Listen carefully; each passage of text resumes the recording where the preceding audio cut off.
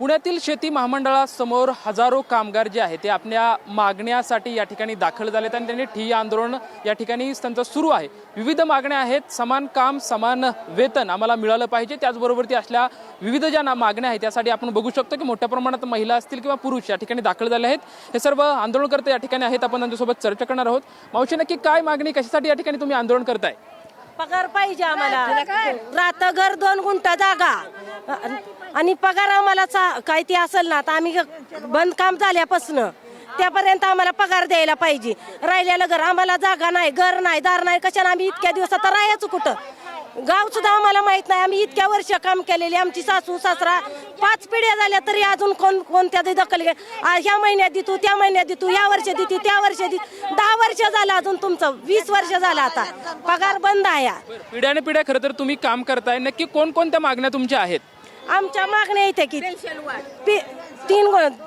2 गुंठा जागा, आधी म्हणली होती 2 एकर देतो, 2 एकराच्या जागेला 2 गुंठा तर पाहिजे का नाही? रात घर पाहिजे आम्हाला। इतक्या दिवस आता 20 वर्ष झालं काम बंद आहे, 10-15 वर्ष झालं पगार बंद आहे। हिथनं पुढे आम्हाला पगार चालू पाहिजे। 800 रुपये हजरीनच घर। आजी, तुम्ही नक्की कुठं काम करताय, काय मागणी तुमची? कुठं काम? आम्ही चंद्रपुरी मळ्यात आहे, चंद्रपुरी मळ्यात राहतो, वालचंद नगरच्या। आज भर उन्हात तुम्ही शेती महामंडळाच्या समोर बसलायत, काय त्यांचं म्हणणं आहे, काय तुमच्या मागण्या आहेत, काय होईल? मागणी म्हणजे 2 गुंठा जागा आणि राहतं घर, आणि जी काय तुमचं घर बांधून तरी देतेच, पण आम्हाला जी तुमची काय मागणी असेल ती आम्हाला दिली पाहिजे। पेन्शन वाढ झाली पाहिजे आणि आम्हाला ग्रॅज्युएटी हक्काची मिळाली पाहिजे। काय काय तुमच्या हक्काचं भेटलं पाहिजे? आमच्या हक्काचं 2 गुंठा जागा, अजून ग्रॅज्युएटी, राहतं घर आणि पेन्शन वाढ ही आमच्या हक्काची मिळालीच पाहिजे। आम्हाला एक दिवस अन्न मिळणार, आम्हाला गाव माहित नाही, शिव माहित नाही, आम्हाला लेख संभळत नाही, तर लेखांचं लेखासनीच भागत नाही। मग आम्ही काय खायचं? आम्हाला गोळे औषधं, आम्हाला दुखणी बहाणी आहे, ती काय खायचं आम्ही सांगा? आता आजी, इतक्या दिवसापासून तुम्ही सातत्यानं मागणी करताय, मागणी पूर्ण होत नाही, सारे या ठिकाणी बसलात, मग तुमची आता भूमिका काय असणार आहे?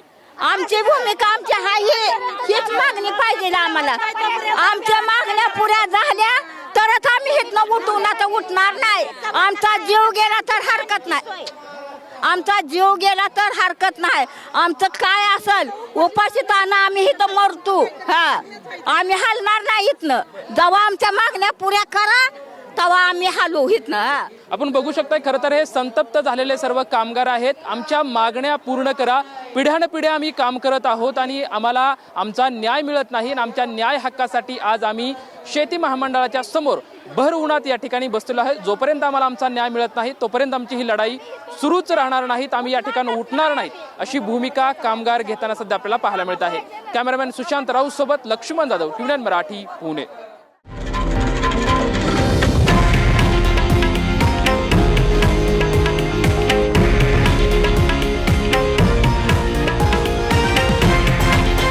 हे आहे देशातील नंबर 1 न्यूज नेटवर्क आणि आपण पाहत आहात TV9 मराठी, एकमेव।